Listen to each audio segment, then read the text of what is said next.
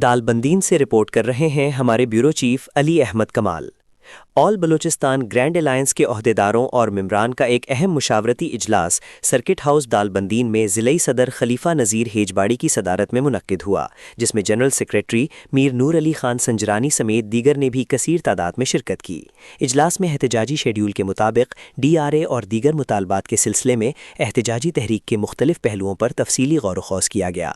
इजलास के दौरान ग्रैंड अलायंस के रहनुमाओं ने कहा कि DRA और दीगर मुतालबात के लिए ग्रैंड अलायंस के मरकज़ी कॉल पर 29 दिसंबर को ज़िला भर के दफातर में कलम छोड़ हड़ताल, जबकि 30 और 31 दिसंबर को मां सिवाय हस्पतालों में इमरजेंसी के बाकी तमाम दफातर और इदारों में मुकम्मल लॉकडाउन किया जाएगा।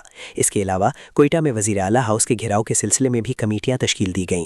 उन्होंने कहा कि तमाम दोस्तों को इत्तेहाद और इत्तेफाक का मुजाहरा करना होगा, क्योंकि हकूक़ आसानी से नहीं बल्कि मुसलसल जिद्दोजहद और इत्तेहाद और यकजहती से ही मिलेंगी। सूबाई हुकूमत जानबूझकर मुलाजिमीन के जायज़ मुतालबात को तस्लीम करने से कतरा रही है।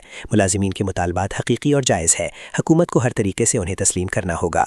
जबकि ज़िले जनरल सेक्रेटरी मीर नूर अली खान संजरानी की जानिब से ग्रैंड अलायंस के तमाम ओहदेदारान और मेंबरान के एजाज़ में सर्किट हाउस दालबंदीन में टी पार्टी का एहतमाम भी किया गया था।